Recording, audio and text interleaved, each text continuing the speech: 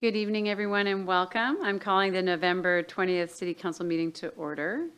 Deputy Council President Hall has an excused absence this evening. As a reminder, we do continue to have a remote aspect to our meetings, and both staff and members of the public may be participating in tonight's meeting remotely via WebEx. First item on our agenda this evening is the Pledge of Allegiance, and I invite those who would like to join. I pledge allegiance to the flag of the United States of America, and to the republic for which it stands, one nation, under God, indivisible, with liberty and justice for all. Next item on our agenda this evening is special business. ID 1384 is Small Business Saturday Proclamation, and I'd like to invite Chris Richley, the chair of our Economic Vitality Commission, to the lectern with me over here. And Jen, if you'd like to come up as well, our Economic Development Manager, that would be great.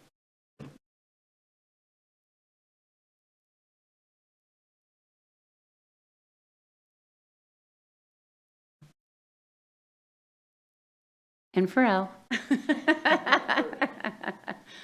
You guys are showing off those Issaquah Loyal shopping bags. Just coming in around Thanksgiving, we always like to kind of really give a shout out to our local businesses. We're doing our proclamation this evening, and then you'll get to hear from Chris as well. Whereas the Saturday after Thanksgiving every year is recognized as Small Business Saturday, and whereas the City of Issaquah celebrates our local businesses and the contributions they make to our local economy and community, and whereas, according to the United States Small Business Administration, there are 33.2 million small businesses in the United States, and these small businesses are responsible for 62% of net new jobs created since 1995. Whereas most consumers understand the importance of supporting the small businesses in their community on Small Business Saturday and report that the day encourages them to want to shop small all year long, and whereas merchants and vendors that do business in the City of Issaquah bolster our community's vibrancy and support economic vitality. And whereas our vision partners, the collaboration of economic development organizations, supports the success of small businesses throughout the year, now therefore I, Mary Lee Pauley, the Mayor of the City of Issaquah, do recognize November 25th, 2023 to be Small Business Saturday in the City of Issaquah, and invite the community to join me in shopping Issaquah Loyal by supporting small businesses and merchants. And Chris, I invite you up to the microphone. Thanks.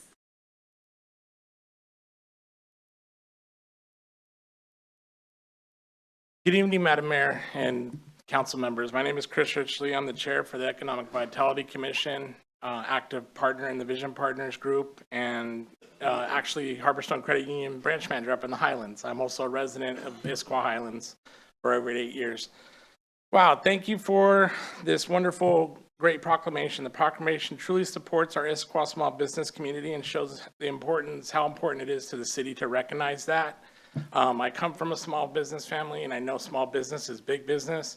It supports the community as far as the economic development. It also shows that the money spent in the community stays within the community. It also supports a lot of initiatives beyond just tax revenue, right? It supports all the families, right? We have families to go to. Offering a diverse amount of products along with services, loyal customers, Issaquah likes to shop loyal. That's our theme of the Issaquah Shop Loyal. You all each got a bag, so thank you for your support on that. With that, it shows on, I encourage everyone to stay loyal and shop local on Saturday, September 25th. There's the Issaquah Loyal Shopping Guide that also shows all our local businesses that are open and what they have to offer, as well as just knowing that when we shop local, majority of money again stays in the community. So I encourage you guys all to do that.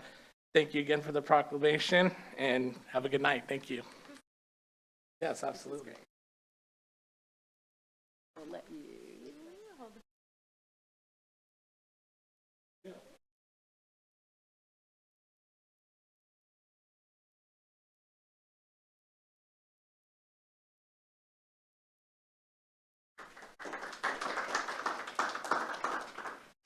We are very lucky to have the great small businesses that we have in town.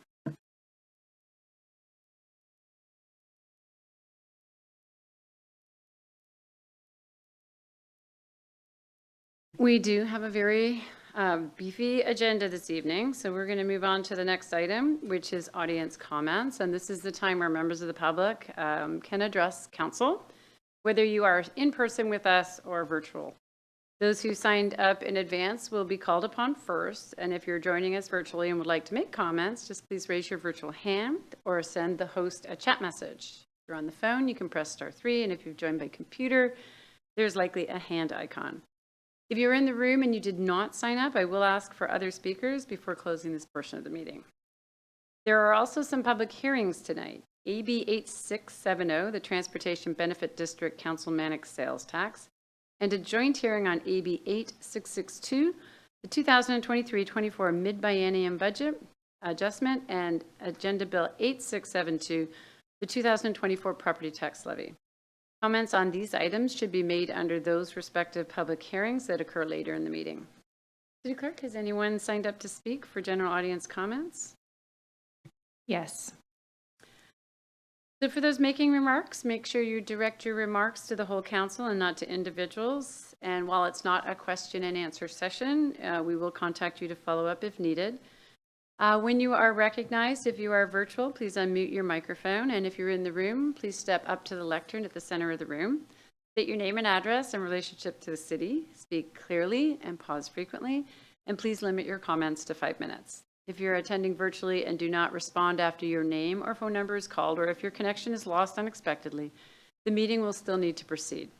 You're encouraged to rejoin the meeting if you are able. Personal attacks, obscene language, derogatory remarks, and disruptive behavior will not be permitted. And public comments, written and verbal, are a very important aspect of the public process.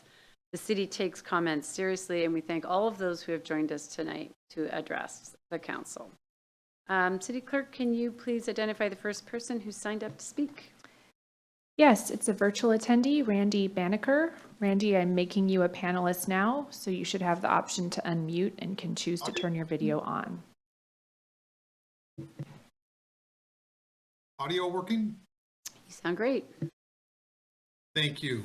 Randy Banneker. Thank you, Mayor Polly and members of the City Council. I'm Randy Banneker here on behalf of the Seattle King County Realtors, and speaking tonight to encourage you to remove the real estate excise tax new local option from the city's 2024 legislative agenda. Now, there's no question that providing housing for those earning 80% or less of median household income is a tremendous challenge. We recognize the tools with which to provide that funding are limited.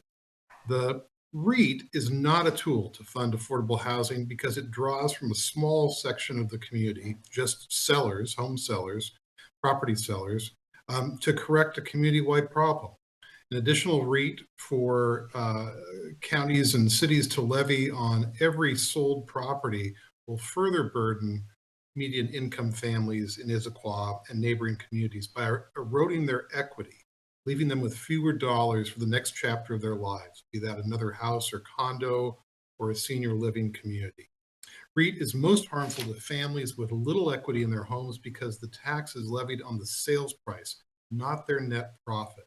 Please keep in mind that the legislature increased the REIT in 2020 for properties over $1 million. The median price for a single-family home on the east side is more than $1.4 million. The seller already pays more than $25,000, again, regardless of their equity. Another increase on top of this is neither warranted nor defensible. It ultimately increases the price of housing for everyone, renters and homeowners alike. We would welcome the opportunity to work with you on state and regional solutions to housing affordability that are more fairly assessed. Thanks very much for your attention to this matter. Good evening. Thank you, Randy. City Clerk, is there anyone else that has signed up or raised their hand? There's one other virtual attendee with us, but they aren't indicating a desire to speak, and no one else has signed up. Just want to check in the room. Is anybody here tonight wanting to come up and speak during general audience comments? Please raise your hand. Let me know. Not seeing anybody. Thanks to Randy for coming in tonight. Generally, his comments were a proposal to remove the REIT new local option from the proposed legislative agenda that the council will be considering this evening. So thank you, everyone. Also remember that at any time you can submit comments to the City Council at issaquah.gov. The next item of business this evening is the consent calendar. I do not have any remarks on tonight's calendar items. However, I would like to announce that AB 8553, Public Records Policy and Fee Schedule, and the new business request, credit card processing fees cost recover, have been rescheduled to return to the City Council at this meeting, but have been delayed to the December 4th, 2023 City Council meeting. So now I will look to committee chairs. Are there any committee chairs or chair designees who would like to report on any of the consent calendar items? Not seeing any. The consent calendar was distributed to the council in advance, and if authorized, the items on the consent calendar will be considered together and approved by one motion. Have the payables and payroll been reviewed? They have. Thank you. Does any council member desire to remove any item from the consent calendar and consider it under regular business?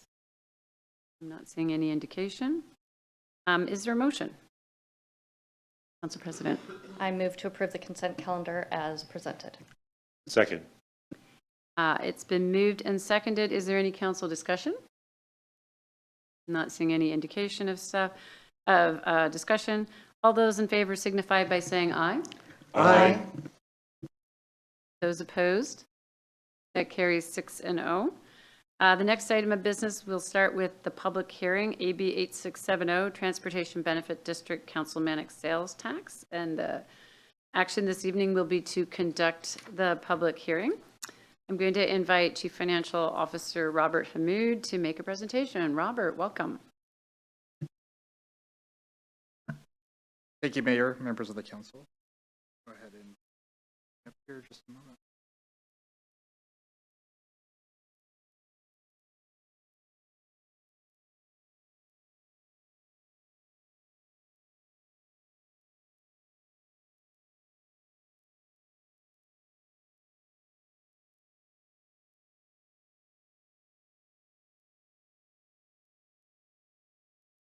So tonight's public hearing, AB 8670, is for the Transportation District Sales Tax.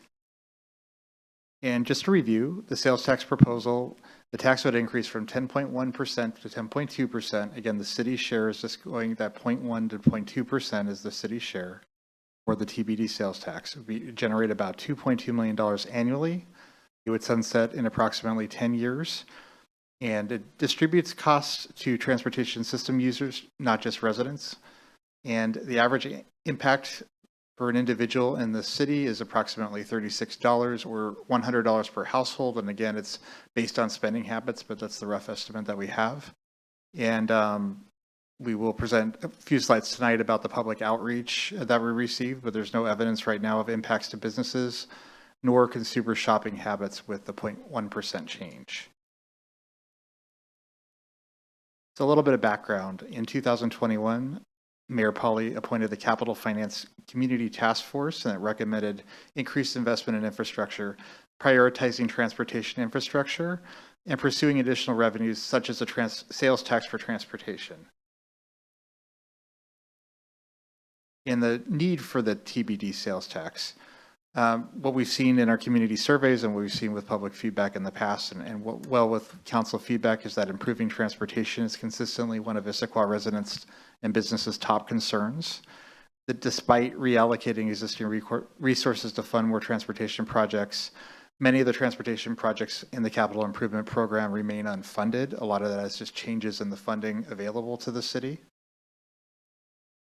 And one of them, again, is funding that comes from the general fund of the real estate excise tax. Both of those tax revenue sources have experienced declines over the past year, and state and federal funds for local transportation projects have also declined and continue to do. For example, the gas tax has declined over the past few years, and other sources available to the city, which requires the need of this new tax to pay for certain programs in our transportation projects. Local sales tax rates. Right now, we're currently 10.1% in Issaquah. And again, that includes state, county, and local tax that's weaved into that 10.1%. You can see Bellevue and Kirkland and Redmond is not on this list, but I wanted to talk about those cities. So Redmond and Bellevue are also considering in the near future TBD sales tax, and Kirkland is actually considering a $20 car tab fee for their TBD for their residents. And so again, this is in line with what other cities in the region are at and what they're doing. And just also to recap, so you see North Bend, Snoqualmie, and Covington. Those cities are outside of the Sound Transit project area, so they do not have that additional tax that Sound Transit levies. And just a reminder here, as I said in the beginning, it's about $100 per household or $36 per individual as far as the average impact, but that's based on your spending habits. If you're spending most of your money in the city of Issaquah or outside, that would determine it, and also what types of products you're buying. But again, if you're buying a car, for example, $40,000 car, it would be $40 increase with this 0.1% tax, or a $500 television you buy at Target or Fred Meyer would be 50 cents. And again, most gas and grocery items, you're thinking everyday products, you go to the store, you buy a Mid-Biennium, that's not subject to sales tax. So potential projects funded with TBD funds. So there's several, we talked about the unfunded projects I know at previous meetings and during the CIP. We've also spoke about some of the projects that could be funded with this revenue source. And again, just to review those projects that have been identified. Near term, Northwest Sammamish Road Non-Motorized Improvement Project, and also the Intelligent Transportation System implementation. In future years, there's several other projects that could be funded with at least a portion of this tax revenue.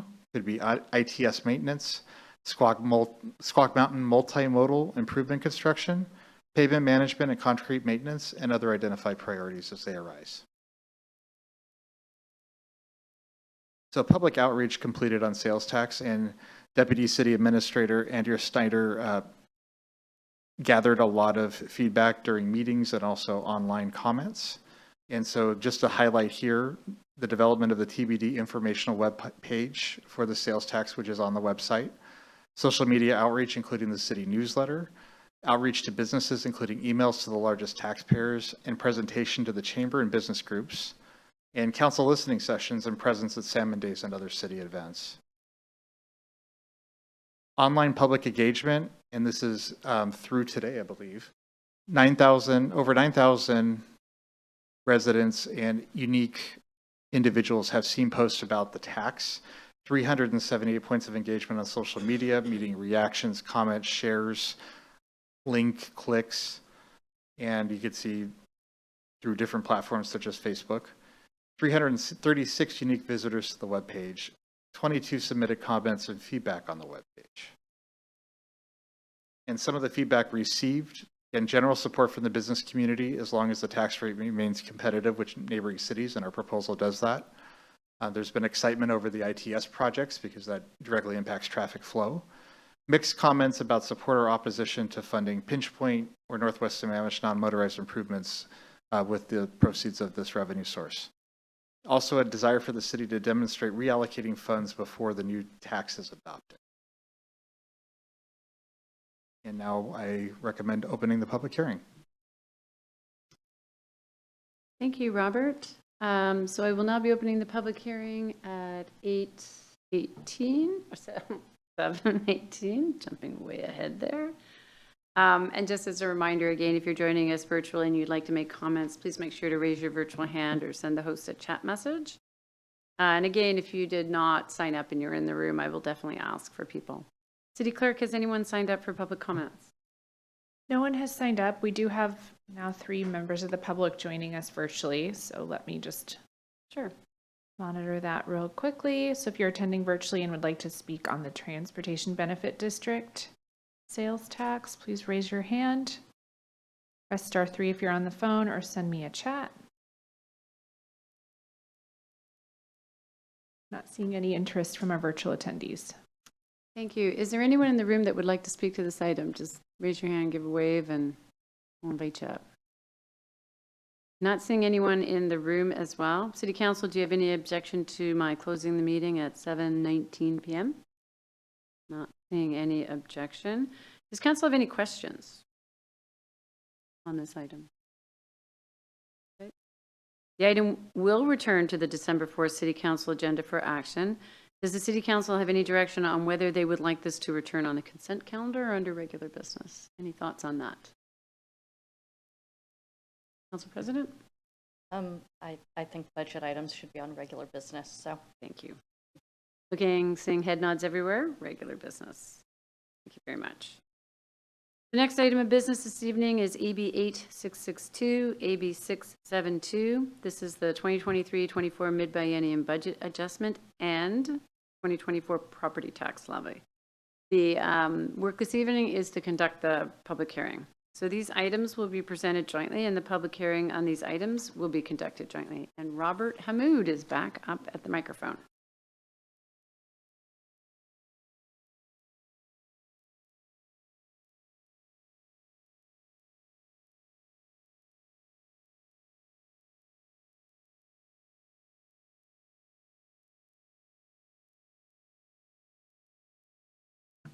Thank you, Mayor, members of the council.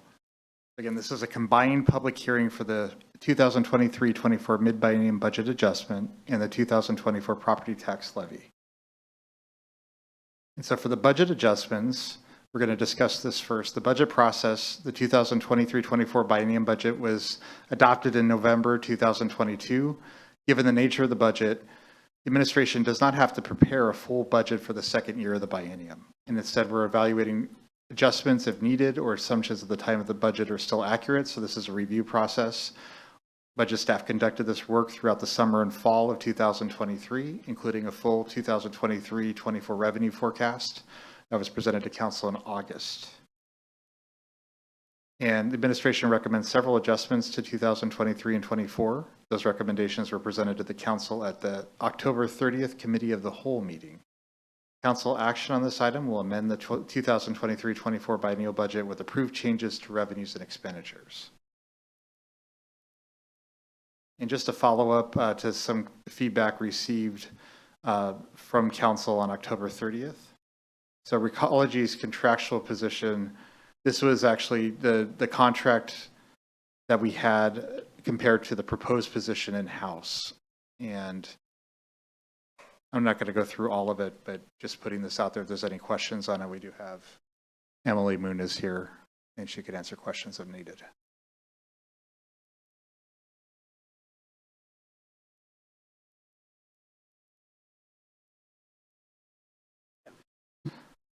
The 2024 capital project true up.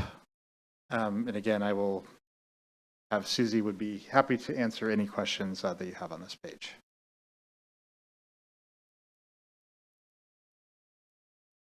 I'm not seeing any council members indicating questions at Thank this you. time, although they may. I'm not giving up their right. They may at the end. So just adjustments, just two small adjustments since October 30th.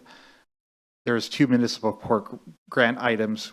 We just adjusted the amounts in the narrative, and there's a therapeutic court grant that's new since October 30th. So we want to incorporate this in here. And again, just a side note, this budget amendment that we're presenting for approval on December 4th doesn't preclude or prevent the council from passing any budget amendments or adjustments needed, obviously, in 2024 that arise. And so next steps, again, this is a regular meeting with the public hearing, and then December 4th will be final council deliberations and anticipated adoption. And now I'll hand it to Susie Munsell, our budget manager, for the property tax levy.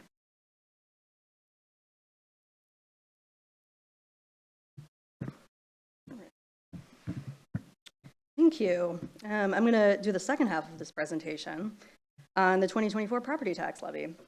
So we are not technically required to do a public hearing for the mid-biennium budget updates, but we are required to do one for the property tax levy, and the RCW that requires it is listed here.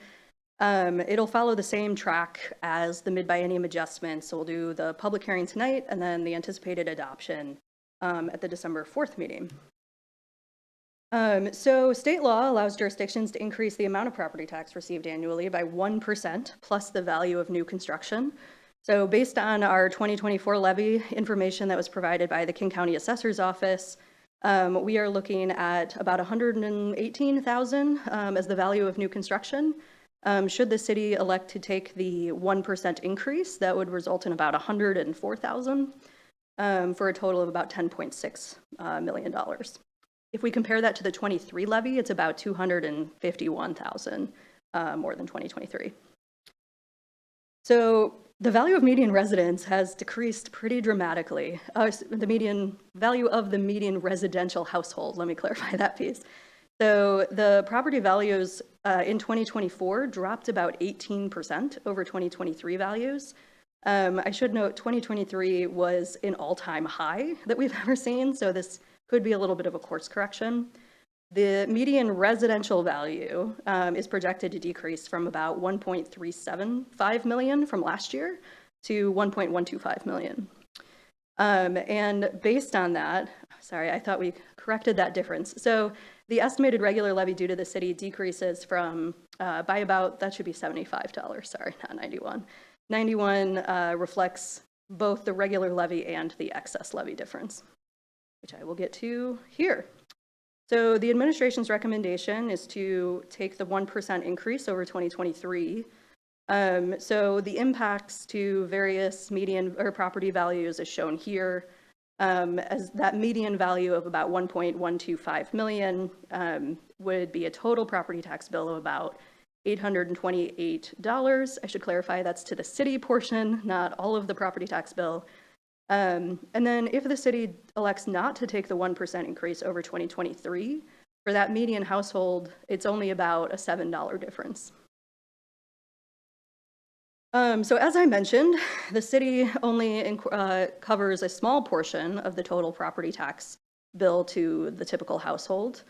We account for just under 9% of the total bill, and as you can see there, most of it is either the local school district or the state school district or the county. And with that, we recommend opening the public hearing.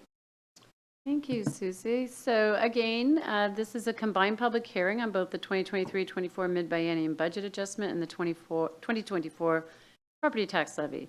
If you have comments on either item, this would be the time to make them, and I will open the public hearing at 7:28. I'm not sure, have we had anybody new join us online, or are we still with the same folk? We're up to 4 virtual attendees. Okay, then I'll repeat the instructions. So if you've joined us virtually, you can send the host a chat message if you want to provide comment. That could be pressing *3 on your phone or looking for the hand icon on your computer or smartphone. And if you're in the room, again, I will also ask if there's anybody else who did not sign up that would like to speak before the close of the meeting. City Clerk, has anyone signed up to speak? No one is signed up, and I'm not seeing any of the virtual attendees indicate a desire to speak under the hearing. Is there anyone in the room that would like to speak on these two items? Not seeing any hands come up. And does City Council have any objection to me closing the public hearing? Not seeing an objection, so I'll close the public hearing at 7:29. Council, are there any questions on these two items? Again, not seeing any questions. These items will return on the December 4th City Council agenda for action. Direction, consent calendar, regular business. I think I heard earlier, regular business on kinds of things. Great, thank you for that direction. And we'll move on to the next item of business, which is regular business. This is AB 8683, the 2003-24 State Legislative Agenda, Priorities and Policy Manual Update. The request before you this evening is to approve this document, and I'd like to invite the city's lobbyist, Shelley Helder, to make the presentation. Welcome, Shelley. Good evening. Good evening, Mayor and Council. Hopefully you can hear me okay. You sound great. Great. Okay. Well, thank you. I continue to have the privilege of serving the city as your lobbyist in Olympia, and this evening I'm going to spend a little bit of time talking about how we are going to prepare for the upcoming 2024 state legislative session. Next slide. So I'm going to provide an overview of what we expect to happen in the 2024 session. We'll review the city's draft 2024 legislative agenda, and I'll wrap up by talking about next steps.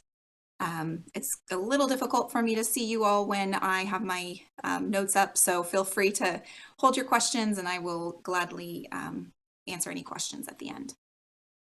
So the 2024 session is a short 60-day session. It is the second of the biennium. The legislature's primary objective during a short session is to adopt supplemental operating, capital, and transportation budgets. And supplemental budgets are designed to make small changes to the biennial budgets, account for changes in revenue projections and program costs. The three budgets, kind of the status of each of them as of today, the most recent revenue forecast shows the state has roughly $1 billion more than what was forecasted when the budget was adopted. There are different ways of calculating that number. Often the state reports on the revenue projection from the most recent forecast. So if you hear that number is different, that's because they're comparing it to the September forecast as opposed to the March forecast, which is what was used when the budget was written. And I'll note that that number does not factor in Climate Commitment Act revenues. Those are separate. The transportation budget is a very different picture. Transportation revenues continue to decline, and project costs for transportation, major transportation projects around the state, are continuing to come in higher than they were estimated, as well as higher than what they have received state funding for in the current budget. So that's going to be a challenge for transportation budget writers to determine how to manage those costs. And just for a little bit of context, Washington State Department of Transportation is estimating that projects are costing upwards of 30% more than what was appropriated. The final budget, the capital budget, the remaining bonding capacity is roughly $95 million. So that's a little bit of context for the size of what the capital budget will be. On the policy side, every bill that was introduced in the 2023 session that did not pass will be automatically reintroduced. And of course, legislators can introduce new bills as well. Committee assignments will remain the same as last year. The one exception that I'll note to that is former Senator Christine Rolfes, who was the chair of the Senate Ways and Means Committee, took an appointment to the Kitsap County Commission, and so her position as the lead operating budget writer in the Senate has been replaced by Senator June Robinson from Everett.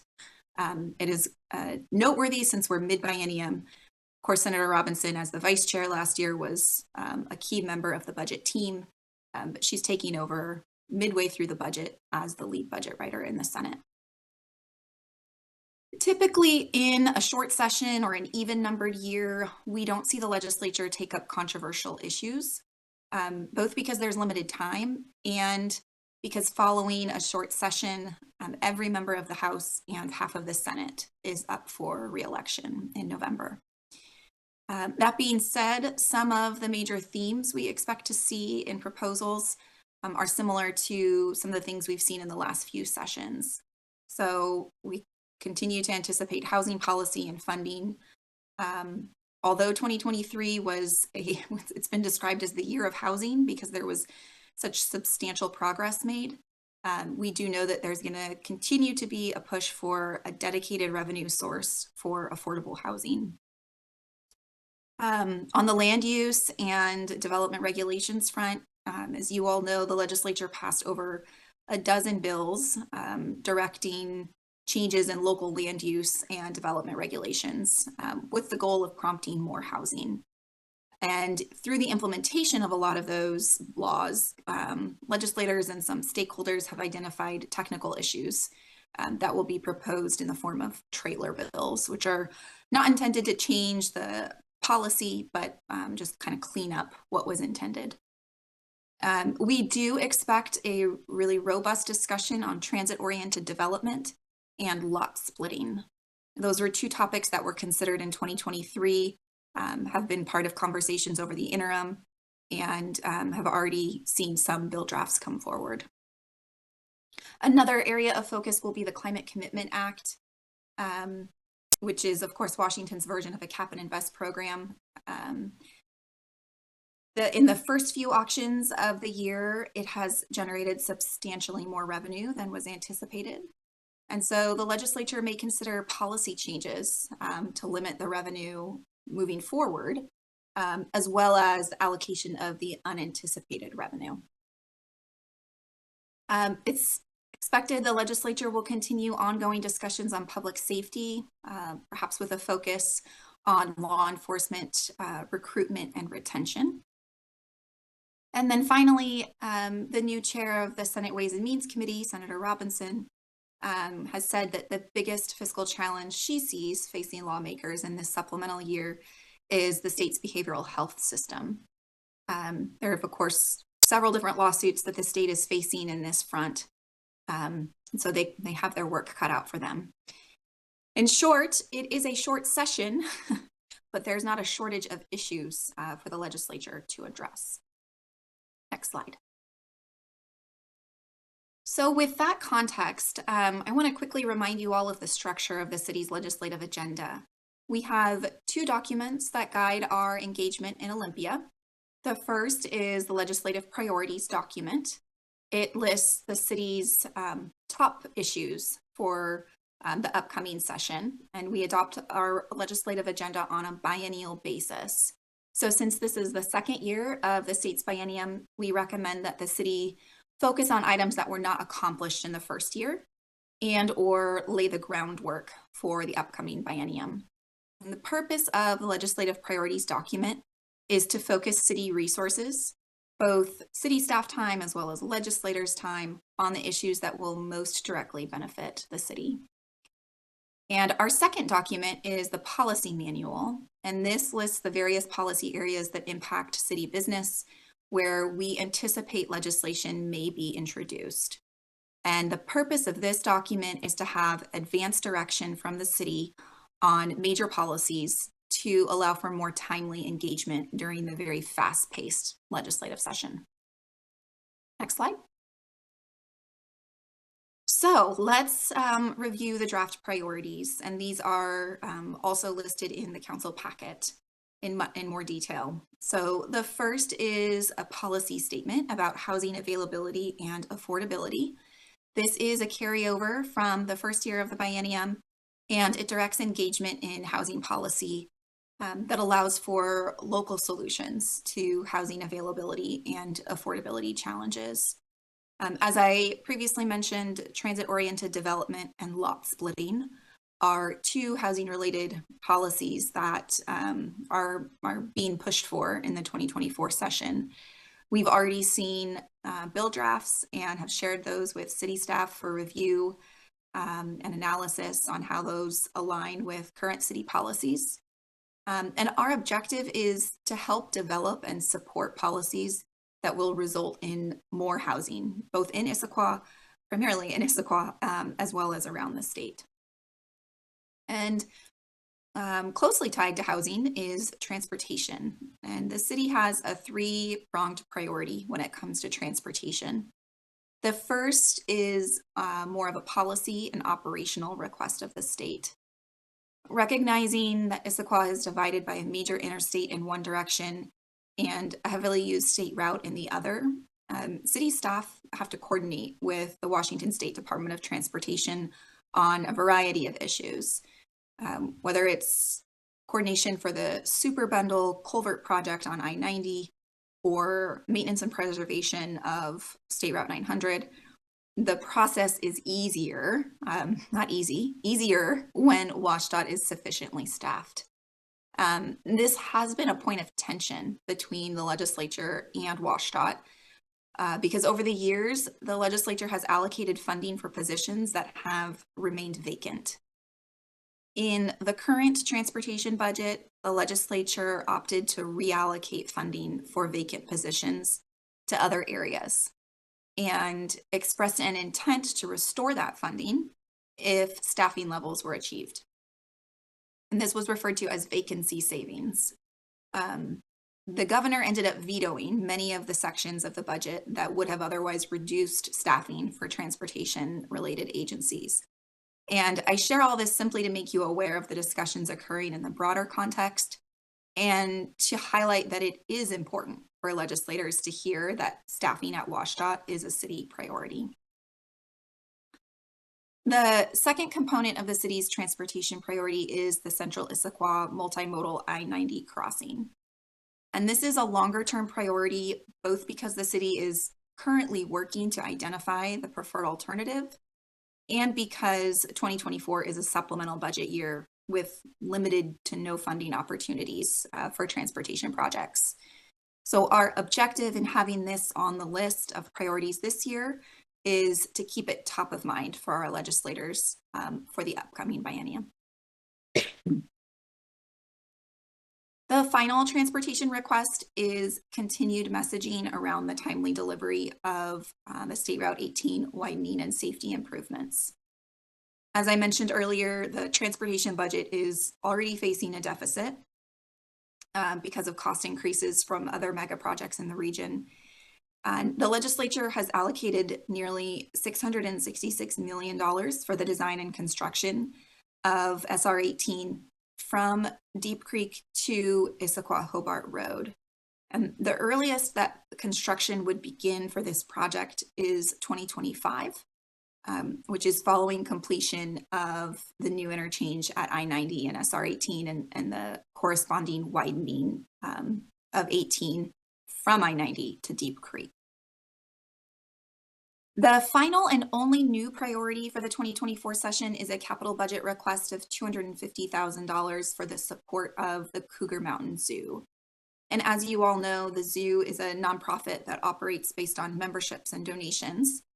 And they have a vision to transform one of the rooms into an indoor exhibit that could be multi-purpose. It would allow for animal demonstrations with school groups in the winter months, for private events, for potential meeting space. We do know that the capital budget has limited capacity this year, and Representative Callan has shared that there are a few other requests for funding within the district. But she did tour the zoo and saw the potential for the project. So advancing this priority would mean that the city supports the zoo in developing the messaging and the necessary forms to submit this request to the legislature. Next slide. So the city's second document is the policy manual. And so we are recommending some minor updates to reflect things that have changed in the last year. And as a reminder, these are not items that we are proactively advancing. These are topics that may come up during the session that we would support or oppose in alignment with the council's direction. And I do want to note that these are statements organized alphabetically for ease of reference, not in priority. So the only new proposed policy statement urges the legislature to ensure that Washington State does not leave any federal COVID relief funding on the table and expresses the city's desire to assist in that area if needed. And then there are 3 statements that have updated language. We've adjusted the anticipated construction timing of the Opportunity Center from 2025 to 2028. We've cleaned up the language on vehicular pursuits to recognize that the legislature did make some progress on that topic in the 2023 session.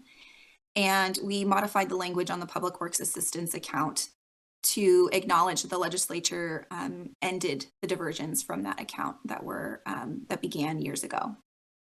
And then finally, we removed a statement regarding allowing local businesses to continue outdoor alcohol service. That was a temporary policy that was put in place during COVID that was really valuable to local businesses.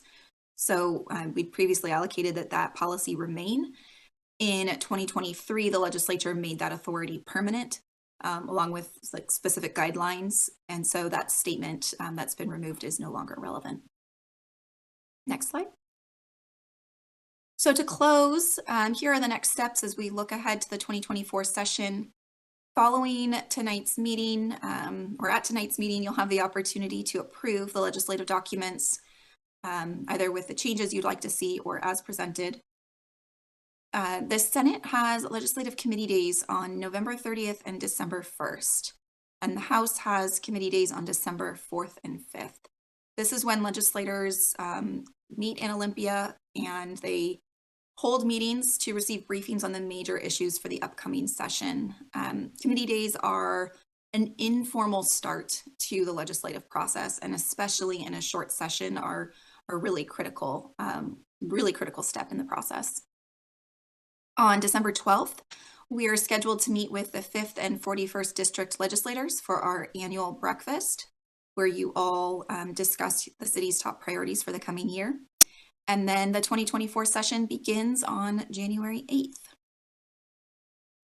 And with that, I am happy to take any questions or comments about the draft priorities Thank you, Kelly. or the session. That is great. I am looking at the city council to see if anybody's indicating a desire to ask some questions of Shelley. You've laid a lot of groundwork for this, and there have been discussions, so thank you. I'm not seeing any indication that there's questions. Is there a desire to make a motion? Council President? Thank you. I move to approve the 2023-2024 legislative agenda as presented. Second. Thanks. It's been moved and seconded to approve it as presented. Is there any council discussion? Council President, and then Council Member, help me, Hunt. It's too early for that tonight. It's way too early. Okay. I would like to start by saying that I support the adoption of our legislative agenda this year, even though we haven't had another touch point prior to this, primarily because I have trust in our city lobbyist. We have strong direct connections with our legislators, and we as council members remain involved in engagement opportunities to testify down at Olympia. That being said, I would just encourage us next year. I'd really like us to take up the legislative agenda earlier in Q3 and take it up in a committee of the whole meeting. We had previously discussed that it would be very helpful for our legislators to have our agenda earlier before the session. And really, like I said, we haven't had a recent opportunity to really dig in to our legislative agenda, and I could see us taking another stab at this and having it, say, align to our strategic plan or something else that really gives us a moment to stop and pause and think about, okay, what are the important areas for us, rather than necessarily being reactive, though I understand that is a lot of what a lobbyist has to do. So those are my comments. Thank you. Thank you. Councilmember Hunt. Thank you. Great comments. I support those ideas for the next time that we look at our legislative agenda. I had a couple of specific comments. One is there's a policy in our legislative agenda that is not new. It's a longstanding policy, and it is that Issaquah supports statewide efforts to achieve meaningful salmon and orca recovery through funding of strategic actions, including habitat conservation and funding. And I wanted to point out that the Salmon Recovery Council for our watershed recently adopted their legislative agenda. And I represent the city in that group, have a very similar policy supporting state agency budget requests for monitoring salmon populations and for studies, including specifically artificial light at night, which is known to impact salmon populations.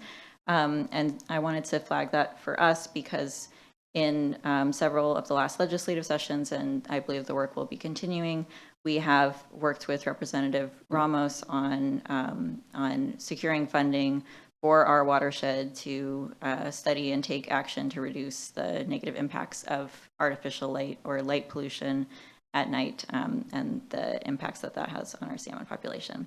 So I wanted to thank Representative Ramos for his continued focus on our salmon that are so important to us, and flag that for council that work will continue.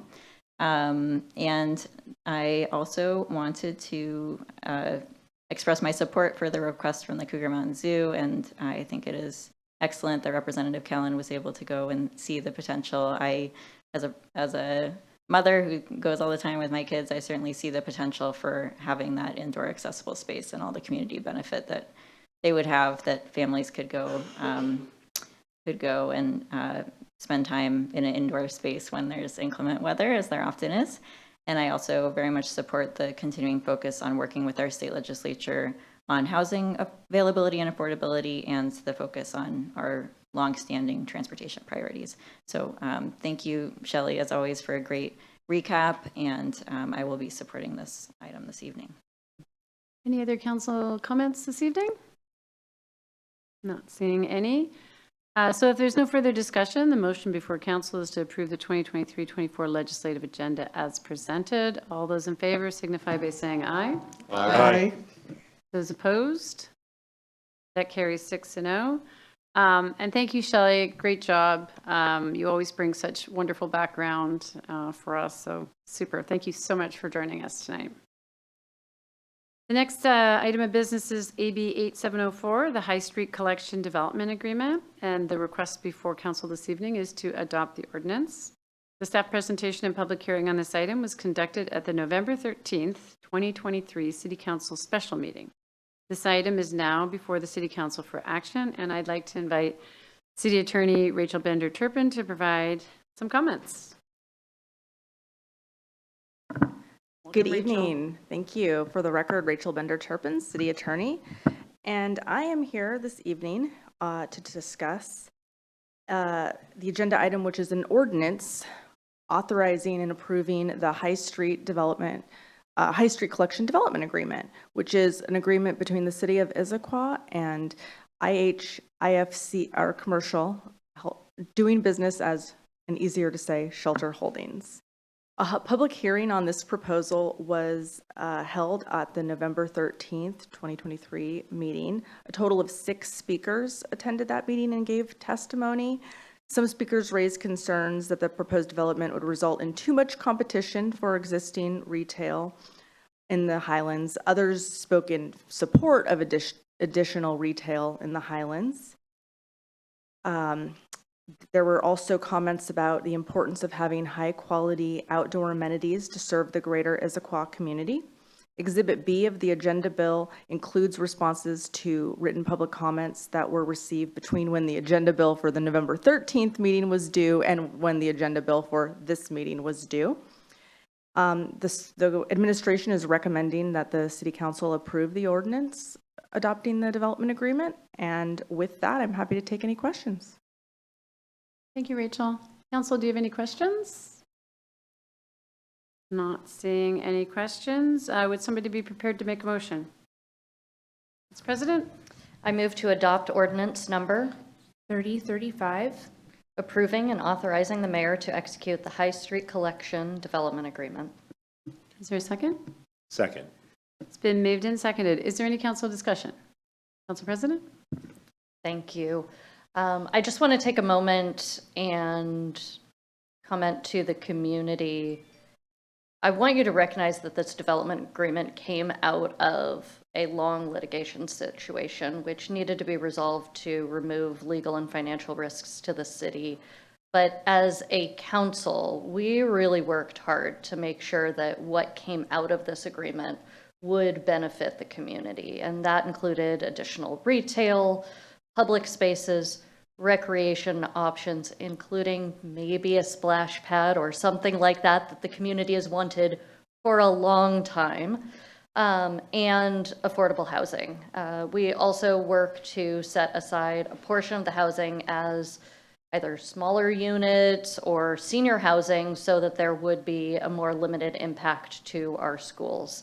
And from here, I really look forward to working with the IHCA Architectural Review Committee, who have always done a wonderful job of having the community's best interests in mind when reviewing potential development. Thank you. Thank you, Council President. I'm blanking again. Councilmember Hunt. I know, and it's so early. Thank you. I have comments on a few points. One is that over the last several months, I've had conversations with residents in the Highlands at their doors, including in parts of the Highlands where there is currently construction or where there has recently been construction and development, and have heard community concerns, for example, regarding noise from construction. And I wanted to comment on that.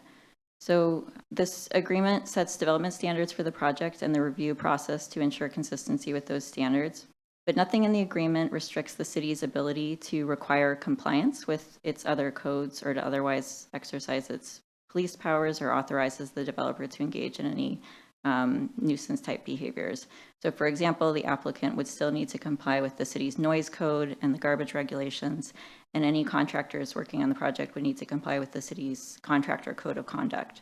So I think that's important for the community to know. I also wanted to clarify for the community that under the agreement, the developer will comply with all construction and technical codes in effect in the city and state of Washington on the date that they file a complete application for a building permit. And so this would include the Washington State Energy Code and the sustainability requirements included therein. This is important to our community, and I've heard, and I know that those environmental codes are important. To the extent that the agreement does not establish development standards covering a certain subject, then the IMC that is currently in effect will be applied, and the agreement reserves the authority to impose new or different development standards to the extent required by a serious threat to public health and safety. I also thought that was important to point out. There are community amenities in this development agreement, as was mentioned, and I believe it's important that the community will have a voice in what those amenities are so that they can best meet the needs of the community. Following our actions tonight, there will be a dialogue with the community and at least one community open house. So I really encourage the community to participate in that and have your voice heard. There will also have to be a licensed landscape architect in this process. So we really have taken steps, and there will be a public participation in that process. So again, really encourage the community to participate in that. There are other amenities, as I think was very well covered by Council President Walsh.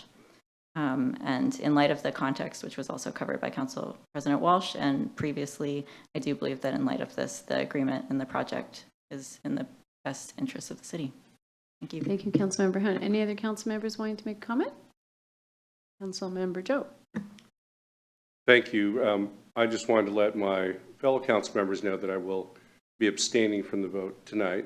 As many of you know, I work for Master Builders of King and Snohomish County, and we filed an amicus brief in connection with this litigation. And so just to have full transparency and openness to the public, I'll be abstaining tonight from the vote.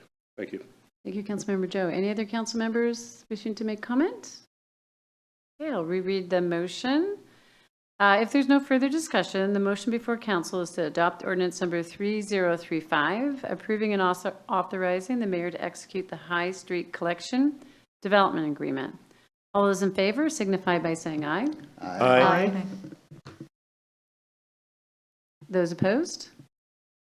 Abstaining? Thank Aye. you. So that carries with a 5-0 vote. Thank you very much. I'd really like to thank our city attorney, and I know our community planning and development director is here this evening as well. Thank you so much for working on this agreement. We're going to move to the next item of business, which is AB 8734, amending the City Council Rules of Procedure with respect to public comments. And the request before the council this evening is to approve the resolution. And she's staying right up there. City Attorney Rachel Bender-Turpin is going to provide a brief presentation. Hello again, Rachel Turpin, City Attorney. I'm here with you on this agenda item. It's a little sadder topic here to discuss. I'm here with a proposal that would amend the City Council Rules of Procedure regarding general audience comments to require that those comments be relevant to city business, directly related to city programs, services, events.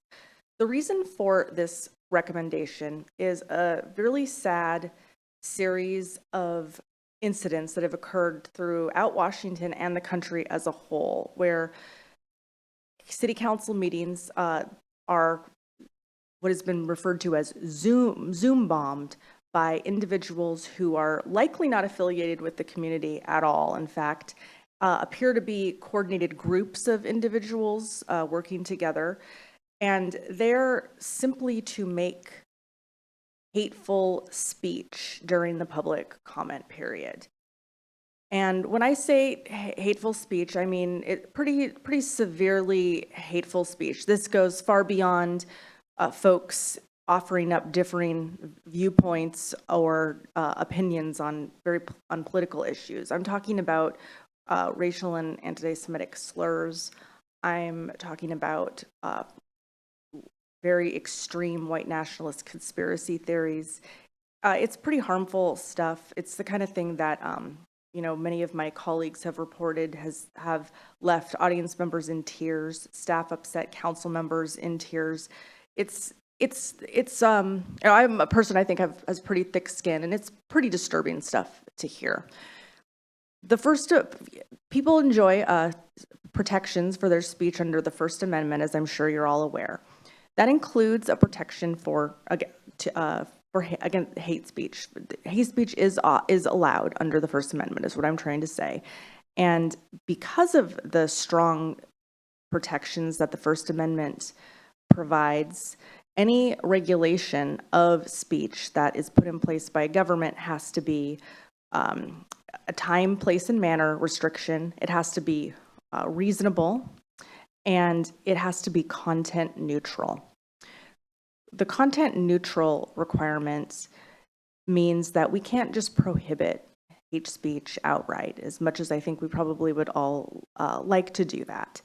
So to the extent that we want to impose any sort of restrictions here that would prevent these types of incidents from happening, we have several options.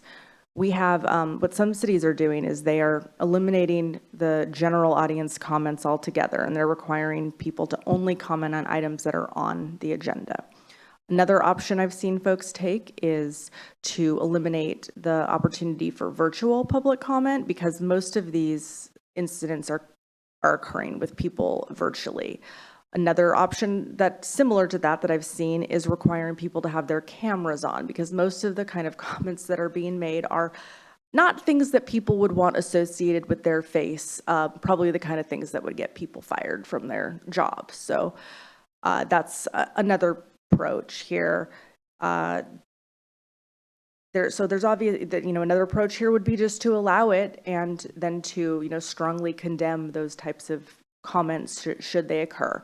I just want to make sure that everyone here is aware of these incidents that are going on, and aware of what your options are, and that if we don't take any action to amend the rules and we have an incident like this, we will have to sit here and listen to this content. So with that, I'm happy to answer any questions that you have. Thank you, Rachel. Questions? Councilmember DiMichele. Thanks, Rachel. This feels really rushed to me, and I'm just wondering why you're bringing this. What's the urgency of this is the question I have for you. Well, honestly, I probably should have brought it to you a month ago. However, because that's when these incidents started. They started probably 6 weeks ago. However, I'm a firm believer in First Amendment rights and in government transparency, and I really hoped this kind of thing would blow over. I didn't want to make a big deal out of this. I wanted to see if maybe this was the kind of thing that was just happening a few times here and there, and was going to just die off. That has not been the case. In fact, it has ramped up significantly. My professional organization, listservs, have multiple incidents about that. They write in about incidents like this every week. So we're seeing a lot more of this, which is why I think it's becoming more and more. It's just becoming much more likely that I think we'll have an incident like this. I mean, I'll tell you that I was holding my breath during public comment today because I was not sure what was coming. You never know when it's going to be your turn. These groups tend to target the cities that do allow comment on any topic, because they know that they've learned enough to know what they can and can't do under the First Amendment themselves. So it's rushed simply because I think you need to at least be aware that this is an issue. I don't want to get in a situation where these comments are coming in and we're inappropriately muting people when we shouldn't. Everyone's looking at me going, "Why don't you shut this down, City Attorney?" And I have to tell you all, with tears in your eyes that, I'm sorry, you just have to listen to this. So that's why it's coming before you in this manner. Any other questions? Okay. Anybody want to make a motion? Council President. Thank you. I move to approve resolution number 2023- 17. amending section 4.08 of the City Council Rules of Procedure to require that general audience comments directly relate to city programs, projects, services, or events. Second. It's been seconded. Council discussion. Council President? Thank you. Is this a perfect ordinance and process for amending our rules related to public comments? No. Is this the ordinance we need right now to keep our community safe from hateful speech? Yes. I don't know how many of you guys watched and stomached through the Lake Forest Park. Okay, I did. 17 minutes of people making vile comments. And that was just one instance. And seeing that, I have to say that our responsibility, more than anything, is to keep our community safe from that type of commentary being out there. And so I think it's really important to recognize that this ordinance would only enable us to stop comments if they're both unrelated to the city programs as written and they cause a disruption. And so that to me says this is enough as a stopgap to take care of this. And so I think, because we are not considering a response that limits comments to only items on the agenda, which could be a possibility, this is really the appropriate one that we need to make to keep our community safe. Thank you, Council President. I didn't see the order, but you two probably know. Councilmember Hunt, Councilmember DiMichele. We'll go with that order.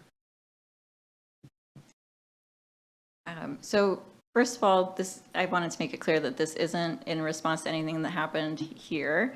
We got some concerned comments from people in the community wondering about, why this was taking place, and it is that other neighboring communities have seen this. And actually, I was recently at the National League of Cities conference, and there were city council members and mayors from cities all across the United States, and they were also seeing this, and several of those cities had taken actions that are considerably more restrictive than what we're doing tonight. For example, removing the option for virtual public comment. And so I would really, that I would be opposed to if we were to consider removing public comment, the virtual option, because I think that gives people, that makes our public comment much more accessible for people that have different schedules or have childcare needs or any number of other issues. And so I think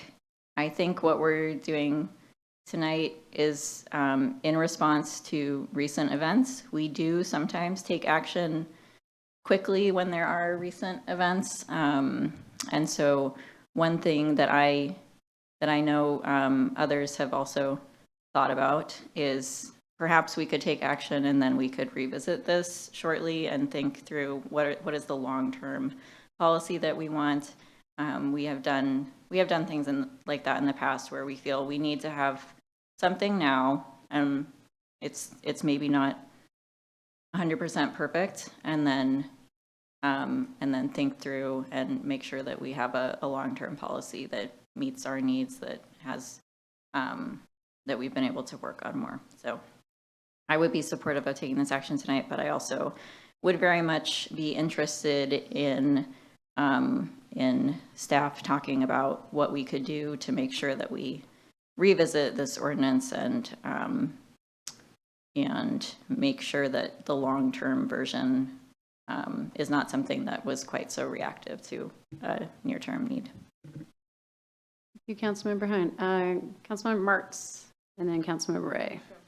Oh, sorry, DiMichele Martz Ray. There we go. Yeah, thank you. So thank you for bringing this for discussion, because I think it's a really important topic. So a series of incidents at city council meetings all over the country did not arise spontaneously. This is an organized effort that we're seeing. The goal is first to spread hate and fear. Their second goal is to undermine democracy and replace it with authoritarianism. They want to erode the people's trust in duly elected government to stand up for the principles and values this country was founded on: freedom of speech, freedom of religion, freedom of association, freedom of the press. In 2016, a little book came out. It's called On Tyranny. It was written by Timothy Snyder, who is a professor who's spent his career studying authoritarianism. And his first principle, number one, is do not obey in advance. Most of the power of authoritarianism is freely given. In times like these, individuals think ahead about what a more repressive government will want and then offer themselves without being asked. A citizen who adapts in this way is teaching power what it can do. And the first sentence in that chapter is, anticipatory obedience is a political tragedy. So why would we voluntarily capitulate to this effort to erode democratic values by restricting the free speech rights of Issaquah residents? Residents, by the way, who have been unfailingly respectful towards us, even when they disagree with our actions and even our motives. Our residents should be free to come before us and speak on any topic without we, who are the government, deciding whether it is acceptable or not. And just to be clear, of course, these incidents we are discussing are disgusting and reprehensible. I sit through one every time I go to Regional Transit Committee. I have done that for 1.5 years now. Council President Walsh has the same experience. But as one of our correspondents pointed out, if we restrict those forms of speech, we also restrict the opportunity for others to rebuke and correct them in public. So thus begins the famous slippery slope into authoritarianism. I would be very interested in discussing this further. When I said earlier, I think this has been rushed. I think there are things we could do, such as making sure that people turn on their cameras and have to identify themselves and make sure that we know that they are who they say they are. I think all of that's very reasonable. I would really support going back to the drawing board and really looking at this before we adopt it. But tonight, I have to vote no on it. I think it's way too broadly stated, and I think it sends the wrong message to our residents. I think it's important for, at this moment in our history, for our residents to have trust in their government. Thank you. Thank you, Councilmember DiMichele. Martz, then Ray. So I'm going to be supporting this evening because I think that it's important what the council president said about how this is particularly parsed. I think in general, it's important to listen to arguments that we find upsetting. I think the idea that we should shield ourselves from anything that's upsetting is a bad idea. And we've had speech here in this chamber. Nobody except for myself was on the council. We had a gentleman early on who I believe had some mental health issues, who was said a bunch of racist stuff, and we survived. And he looked foolish, and the business of the community went on. We have folks, it's been mentioned, we have folks at the county level.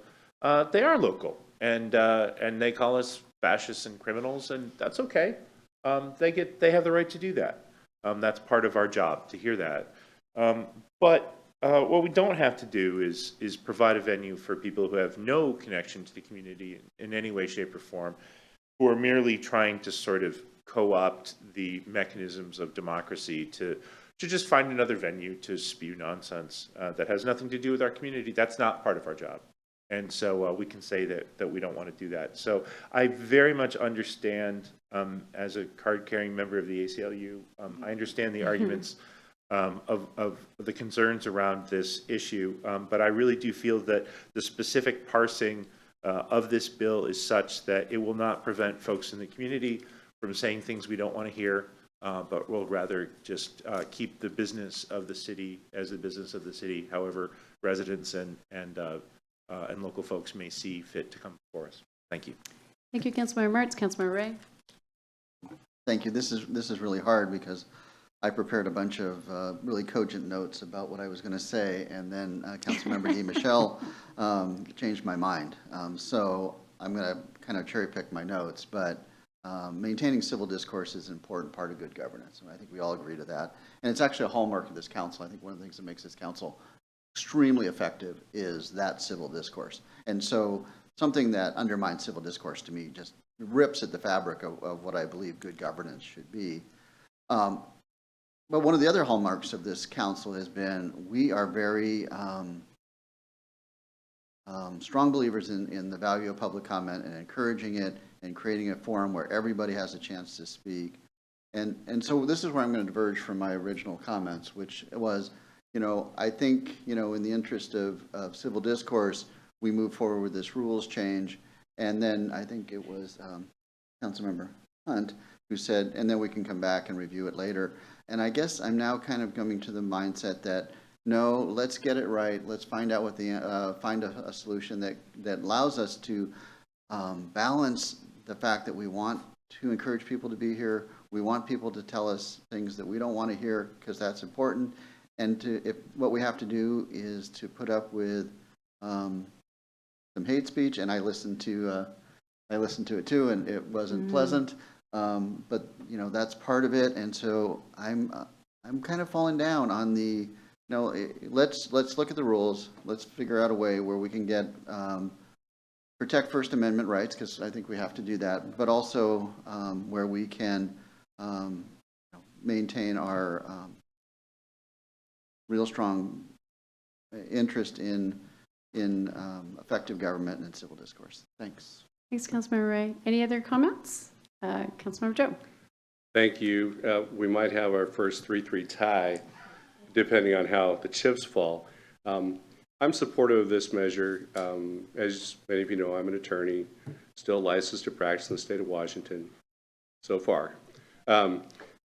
Right now, I think that this amendment to the rules is narrowly tailored. It's reasonable. It's thought out in the time that we had, it was thought out well. We always have the chance or the opportunity to come back and amend it if we need to. I think we just need to have something that's, in case of danger, break glass, is available to us should something arise. My biggest concern, I think, is we want people to watch our meetings and learn and see what we do as much as possible and participate as well. But if we have a Channel 21 video playing over and over again that is this hate speech, and it's on YouTube now permanently, and we don't edit it or what have you, then I think we're doing a disservice to our community by putting it out there and perpetuating it in a way that's not positive. I know we have to balance all the Second Amendment, or First Amendment, Second Amendment's okay right now, so far. First Amendment concerns along the way, and as we put this in place and we see what other communities do, we'll be able to hopefully make changes if we think they're necessary and use the best practices that we see in other communities. So I'll be supporting this motion to this bill. Thank you. Thank you, Councilmember Joe. Councilmember Hunt, got you right on the first time this time. Yes, this is, thank you for letting me speak again. Just a few comments in response to some of my fellow council members' comments. One is we have always had the wording in our guidelines, which we read at every public comment opportunity, that we do not allow for personal attacks, obscene language, derogatory remarks, or other disruptive comments such as shouting, booing. That language has always been consistent, and we have always said it to let people know that we don't allow that. And so the way I see it is this is a tool that what we're considering tonight is a tool to actually allow us to enforce that. But that's really the intent, is to, if that happens, it gives us a tool to to follow through on what we've always said is our role. And also, I don't feel compelled to allow a platform for unlimited number of people to give 5-minute comment that's going to replay, as Councilmember Joe very aptly said, you know, to have that, to give them that platform. And so I do support this. I think it gives us a tool to enact a policy that we've always had, and that our community has always, in my time on council, has almost always, you know, respected. And so it's not, again, it's not in response to something that we've seen recently in our community, but I think it gives us a chance to enact our policy should we see this sort of disruptive behavior that our neighboring cities have. Thanks. Councilmember Ray, you want to chime in again? I think you can. Thank you. So I'm struck with the language, you know, which is really the crux of this, was directly related to city programs, projects, services, or events. And my only concern is, I only have one concern. I have two concerns, and they're opposite sides of the coin. One is that we discourage people who want to come here and share something that they're not sure is related to a city program, project, service, or event, and so they don't. But the other thing is, if somebody really wants to spew a lot of hate speech at us, they can very easily tie it to a city program, project, service, or event, and then we're kind of in a box. And I'm really a big fan of the First Amendment, and I don't want to see our city attorney having to provide constitutional guidance for us because we think that this doesn't belong, and they think it does. And so it's I think it's a protection without protection, and so the goal, I think everybody here is on board with the goal of what we're trying to do. But the question is this the answer? And I mean, I got to hand it to my good friend here, is I have really kind of had to kind of stop and think about this a little bit more than I had. And it's like, yeah, it's not going to make a difference. We're going to get it anyway.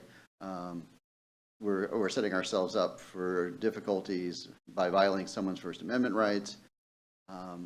Let's take a step back and see what we can do to make this come up with something that's a little bit stronger. So not a big fan right now. I think we need to do something, but I want us to do it right. Any other comments? Councilmember DiMichele? I had written down a group of examples. Hopefully they're not really crazy, but for example, Larry Franks used to come and talk to us every council meeting about his little fishy friends. Mm-hmm. Not really related to anything specific, but he would talk to us. We had Cyrus Crone come in the last meeting to ask us to participate in Jewish Heritage Month. Again, not something that we were doing at the time, not, you know, so the way that it's written, it says to me that it's going to shut down those kind of people who come to us and say, I'd like you to do this, I'd like you to do that. And real frankly, if someone in the city is experiencing discrimination and it has nothing to do with city business, I still want to hear about it. I want them to come and talk to us. You know, if they're unhappy about something going on in the community, not directly related to something, I'd like to hear about it. Just, you know, I think the language that is there, I feel, is too restrictive. And we've had good commentary from people about things that are not directly related to our program services, et cetera, et cetera, et cetera. So I'm going to let the city attorney chime in as well, but I do want you to remember these are your rules. You are the chairs. So the folks that have to decide whether or not Larry Frank's fishes are okay is you. It's you all. So just reading it, I think it's actually very broad. And I think it gives a lot of authority to just prevent the kind of organized disruptive behavior. But let's have the city attorney chime in. I do want to, that's a great point of clarification. I do think that, and perhaps my capitalization of city is what throw this off, but I never intended these words to mean City of Issaquah, the municipal corporation entity, programs, project services. I mean city of Issaquah, related to this city, to this community. I hope that provides a little more information to you. So in my view, the fishies, if they were in Issaquah, would be relevant to city business. So that was at least the intent there. I'm sorry if that didn't land. And one other point of clarification I want to make, Council President Walsh, the way it's drafted, the topic requirement would be separate from the disruption and the conduct. So it would be, things have to be related, once again, to, small c, city of Issaquah, rather than the entity.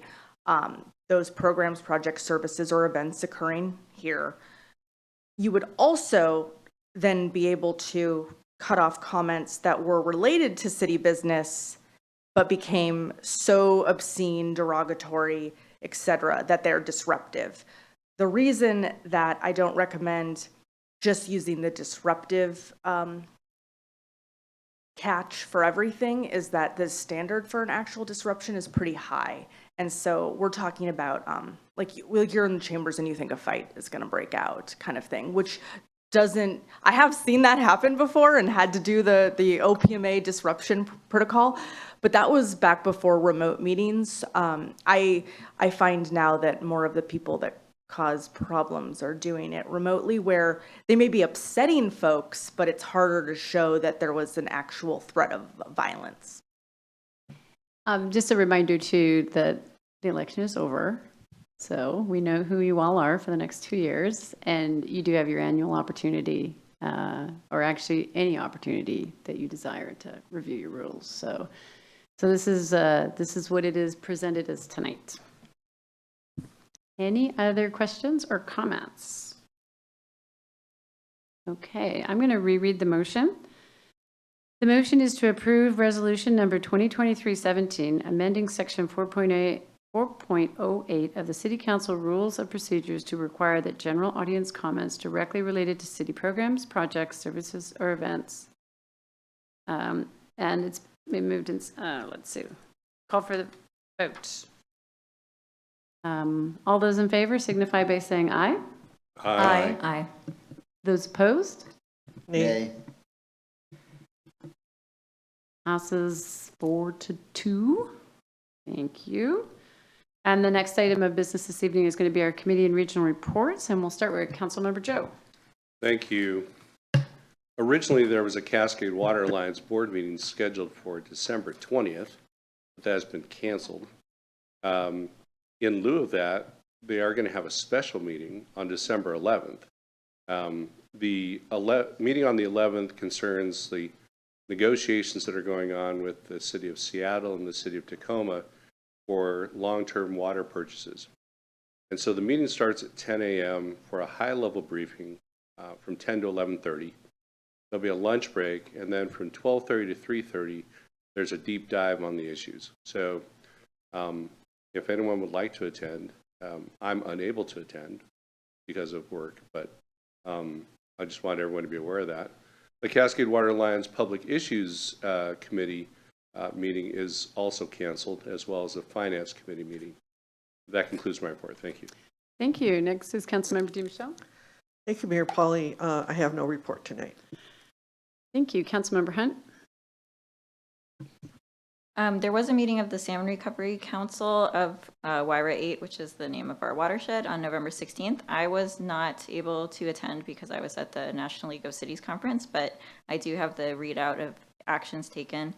The Salmon Recovery Council approved the Cooperative Watershed Management Grant Program funding guidance and community grant funding recommendations, as well as our 2024 federal and state legislative priorities, which I mentioned earlier, includes continuing work on reducing light pollution.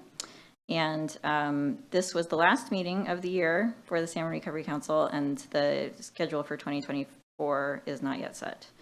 On November 8th, there was a meeting of the Planning, Development, and Environment Committee, which is a subcommittee of this council. We had 2 items. The first one was ID 1494, Diversity of Housing Types, Policy and Regulation. this was a discussion, and mostly we focused on the proposed housing work plan. There was a graphic that was provided, and I would encourage my fellow council members to check it out. It laid out how we would work through the Pioneer project. We would have the comp plan update and then the Pioneer project in Q3 of 2023 into Q1 of 2024, and then the missing middle housing strategy update for HB 1110. And then there would also be consideration of a number of different policies, including multifamily tax exemption, inclusionary zoning, development regulations, and then the parking study, all kind of at the same time, so that trade-offs or policies that would go together could be considered to make those changes at one point after everything had been thoroughly examined. So we talked through that. We did generally support the timeline and the actions that were laid out. We did suggest moving, we talked about moving things earlier, and so we also wanted to make sure that if we did that, we made recommendations for moving things later as well, so we weren't just putting more work earlier in the timeline. And so we did suggest moving the housing strategy work plan update later. This also would allow us to take advantage of changes that were made, for example, in response to HB 1110, and to see how those were impacting things and include that in our update. And we also felt like the work that the consultant had done to look at our missing middle and to look at strategies just recently that we got grant funding to do, the Happy Grant, we thought that that was also providing us direction on that housing strategy work plan, and so we thought we could move that later. And then we talked about ensuring that the multifamily tax exemption part of those many strategies that were considered, that was something we wanted to have an emphasis on and a really thorough community conversation, because it's something that is in the other communities that were considered by the contractor that looked at different policies that have allowed other neighboring communities to get the kind of affordable housing they need. And it's not something, it's very limited currently in our community. We also looked at ID 1541, Comprehensive Plan Update, Draft Environment Stewardship and Climate Resilience element. We had one question that we grappled with, which was, should the city establish stronger language to phase out natural gas as a priority or in a supporting role of the utility companies in the state? This is something that the Environmental Board posed to us. We ultimately wanted them to take a look at that and make a suggestion back to us so we could consider what their suggestion would be on stronger language. Apparently they wanted that conversation, but they didn't come to a specific recommendation. And so we felt that that would be a good role for the Environmental Board to take to provide that recommendation, and then we as a committee could consider that. The wording from the current climate action plan is in the comp plan, so this would be new wording, which is another reason why we felt like it should come from a volunteer board that looks at it and provides a recommendation. We also talked about where we wanted to lead as a city in this environmental stewardship and climate resilience element. We wanted to lead by example, for example, in the municipal buildings, and there were statements to that effect. And we also wanted to make sure that we were making a push in areas where we know we want to improve, like the solid waste sector and recycling sector. And then there were a few other requests for clarity, which will probably come back when we get specific wording. But for example, there was wording about wanting to comply or needing to comply with requirements on making a circular economy. So things like that, where it would be good to have a little more policy guidance for us once we actually look to this for that guidance. So we were generally supportive, and we look forward to getting the specific wording back for these, because we were considering it more at that higher level. And that concludes those reports. I will just briefly mention that we also, several of us went to the National League of Cities. It was a very informative conference. Thank you for the opportunity to go to that conference. I took a lot of notes, and so I will be typing those up and sharing those with the council. Thank you. Thank you for doing that. Councilmember Ray. Thank you, Mayor Pauly. The Council's Mobility and Infrastructure Committee met on November 14th. We had one item on the agenda, which was ID 1455, the Sewer Master Plan Policy. This is the second time we have seen this. We provided input to staff on the plan. It is now going through a review process that will take it on a long journey over to both King County for their review, as well as the Department of Ecology at the state. And we are expecting to see it back for a second touch, another touch with the committee in the April timeframe. And if all goes as currently planned, it should be back from the state with their stamp of approval for the city to formally adopt in the June timeframe this year. And that concludes my report. Thank you, Councilmember Ray. Councilmember Martz. Thank you, Madam Mayor. The Sound Cities Association Public Issues Committee meeting of Wednesday, November 8th did not happen because we did not reach quorum, which is the first time in 13 years that I've ever seen that happen. That was unfortunate. However, one of the things that was in the packet is the 2024 draft legislative priorities. So in an abundance of planning wonkiness, I have forwarded it to you all and hope we can discuss it for good of the order on the December 4th meeting, such that whether PIC moves it in December or moves it the month after, I have feedback from this body. Since, as the mayor points out, we all know we're going to be here next year. And then the Council Services, Safety and Parks Committee meeting for November is still canceled. This concludes my report. Thank you. And Deputy Council President Hall, as we mentioned earlier, has an excused absence this evening, so we'll go to Council President Walsh. Thank you, Madam Mayor. The King County Affordable Housing Committee met last Thursday. We adopted our 2024 work plan and legislative agenda. And then we also got to review updates to the regional affordable housing dashboard. And so now it shows 2022 data with all of the regional affordable housing that has been built. It also shows all of the policies that other cities have adopted. And I have to say, we got 100% score of all of the different policies that we have put into place. And many of the other cities were only at like 50 or 60%. So whether or not our policies are effective or not, I will agree there are questions there, but we have adopted them. And so if you're interested, that is available on the King County website. Always really interesting to compare neighboring cities and see both what they're producing and also what it shows, what percentage of households are cost burdened at each of the different income levels. So lots of really useful data there. And that concludes my report. Thank you, Council President. The next item on the agenda is the mayor's report, and there will be an executive session this evening to discuss pending litigation for RCW 42.30.110(1)(I). The items are expected to take approximately 45 minutes, and action is anticipated to follow an open session. Just a couple of upcoming community events because we are in that season. The City Hall will be closed for Thanksgiving this Thursday and Friday and will reopen on the next regularly scheduled business day. The Issaquah Turkey Trot is back. It is a fun and casual 5K run, walk, trot Thanksgiving morning through downtown Issaquah.